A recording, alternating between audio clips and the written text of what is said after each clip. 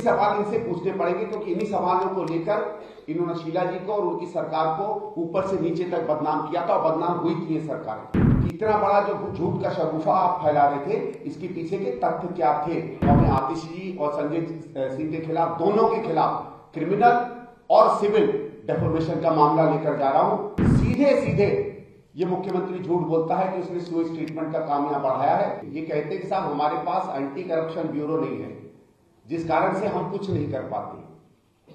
तो मैं इनसे पूछना चाहता हूं कि आपने इस देश में हल्ला खड़ा कर दिया था लोकपाल के नाम पर, तो दिल्ली में लोकायुक्त तो है।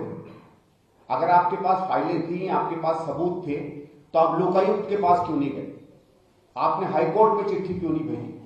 आपने एलजी साहब को क्यों नहीं किया? और मैं एक उदाहरण देता हूं, 2012 में जब कोल का स्कैम आया था, तो मैंने एक चिट्ठी लिखी थी सेंट्रल विजिलेंस कमीशन को, जो उसके बाद सीबीआई को गई, और जितने भी 18-20 केस कोल में चल रहे हैं, वो सब केवल एक मेरे पत्र के ऊपर चल रहे हैं। आज भी उन पर केस चल रहा है। तो यही केजरीवाल के पास अगर एक पैराग्राफ का भी सबूत था, तो मैं आज पूछना चाहता हूं क्यों वो सबूत बाहर नहीं आए? ये 360 पेज का एक सबूत लेकर घूमते थे शीला जी के खिलाफ। ये कई बार लोगों ने मुझसे पूछा, इनसे पूछा, लेकिन कभी इनको प्रेस कॉन्फ्रेंस में इनसे क्यों नहीं पूछा जाता है कि वो 360 पेज क्या थे? क्योंकि मुझे विजय कुमार मल्होत्रा जी ने एक बार बताया था कि भारतीय जनता पार्टी का एक डेलीगेशन गया था जब ये मुख्यमंत्री बने थे, और इनसे कहा था कि आपके पास 360 पेज के सबूत हैं, उन सबूतों का आप क्या कर रहे हैं? तो केजरीवाल साहब ने वो सबूत सामने किए, और वो सबूत क्या थे? वो 360 पेपर की कटिंग थी। ये शायद पहला व्यक्ति होगा जो पेपर की कटिंग को बतौर सबूत प्रस्तुत करता है। मैं एक और इनसे प्रश्न पूछना चाहता हूं।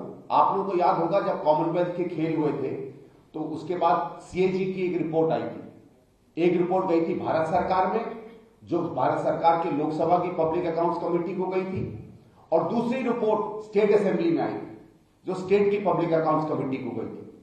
उस कमेटी पे बातचीत हुई, वो कमेटी ने अपना काम पूरा नहीं किया, सरकार हट गई। उसके बाद 13 का चुनाव हुआ, फिर 15 का चुनाव हुआ। 67-70 में से शायद 67 विधायक लेकर ये लोग आए। स्वाभाविक है कि पब्लिक अकाउंट्स कमेटी में जितने सदस्य रहे होंगे, एक आध बीजेपी का छोड़ के बाकी सब आम आदमी पार्टी के रहे होंगे। पूछिए ना इनसे, पब्लिक अकाउंट्स कमेटी दिल्ली सरकार की उस सीएजी रिपोर्ट की रिपोर्ट कहां है? जिस सीएजी की रिपोर्ट, जिस कॉमनवेल्थ की रिपोर्ट पर ये हल्ला करते थे, उसकी एक्शन टेकन रिपोर्ट क्यों नहीं निकाली है दिल्ली सरकार ने? क्यों नहीं उन चीजों पर, उन मार्गों पर ये बात कहते हैं जिन बात पर ये बार बार इल्जाम लगा रहे थे? अभी 2 या 3 दिन पहले एक चैनल पे इन्हीं के एक वक्ता ने मुझसे कहा कि मेरे बिजनेस इंटरेस्ट है दिल्ली में। मैं आज नहीं, मैं 10 साल से इस पार्टी से कह रहा हूं, हिम्मत हो तो एक सबूत दीजिए ना। और मैं आप लोगों के माध्यम से कहता हूं, मुझे भी न्याय चाहिए, एक सबूत दिखाइए। पूरी दिल्ली में इन्होंने इस बात को फैलाया। मैं स्पष्ट करना चाहता हूं, आपने देखा होगा ये ऑरेंज रंग की जो बसें चलती हैं, पूरी दिल्ली में कहा गया है कि ऑरेंज रंग की बसें मेरी हैं। मैंने एक पत्र लिखा आज से 3-4 महीने पहले डिम्स को।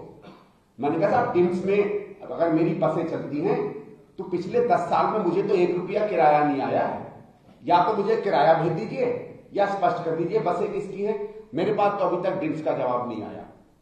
मैंने एलजी साहब को आज से 1-1.5 साल पहले पत्र लिखा, और तमाम जो चीजें पब्लिक में चलती थी सबका उल्लेख करके कहा कि आप इन पे इंक्वायरी बिठाइए, क्योंकि मुझे किसी चीज का भय नहीं। मैंने एलजी साहब से रिक्वेस्ट की कि आप इंक्वायरी बिठाइए, और वो 8-10 चीजें जो कही जाती थी मेरे बारे में, सब मैंने स्पष्ट की कि एक भी अगर आपको सच मिले तो आप उसको नेशनलाइज कर दीजिएगा और मुझे जेल भेज दीजिएगा। एलजी साहब का भी उसके बाद कोई पत्र मेरे पास नहीं आया। मैं 1-2 और आपसे सवाल पूछता हूं, और आपके द्वारा केजरीवाल जी से पूछता हूं। आपको याद होगा बिजली पर यह कहते थे कि बिजली में इसलिए रेट हाई है क्योंकि दिल्ली सरकार और बिजली कंपनियों के बीच में भ्रष्टाचार है।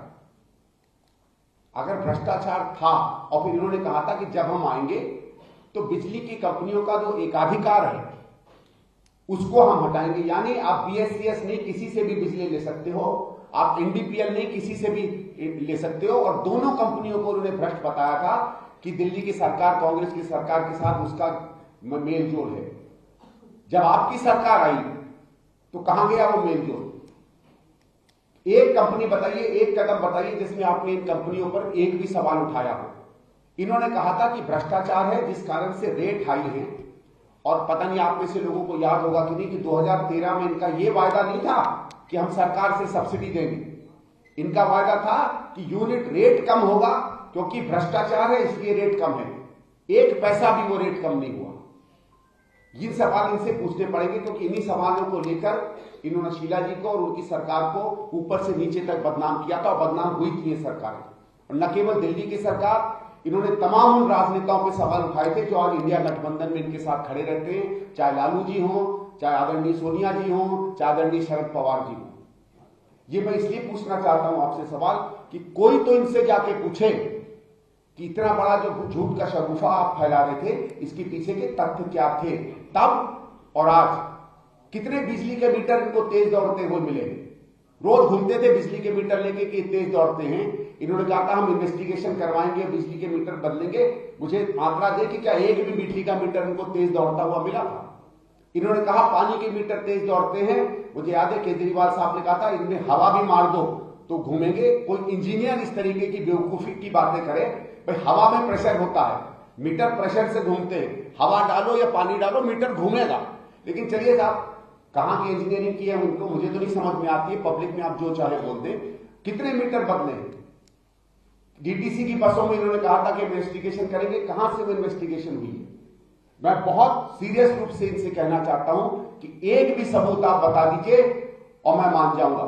और इसीलिए मैं कहता हूं कि जब मुख्यमंत्री जी ने 3 दिन 4 दिन पहले कहा कि हम लोग करोड़ों रुपया भारतीय जनता पार्टी से ले रहे हैं, दुर्भाग्य से अगले दिन आदरणीय उसी शाम को आदरणीय मनमोहन सिंह जी की मृत्यु हो गई, तो हम लोग इस प्रेस कॉन्फ्रेंस को नहीं कर पाए।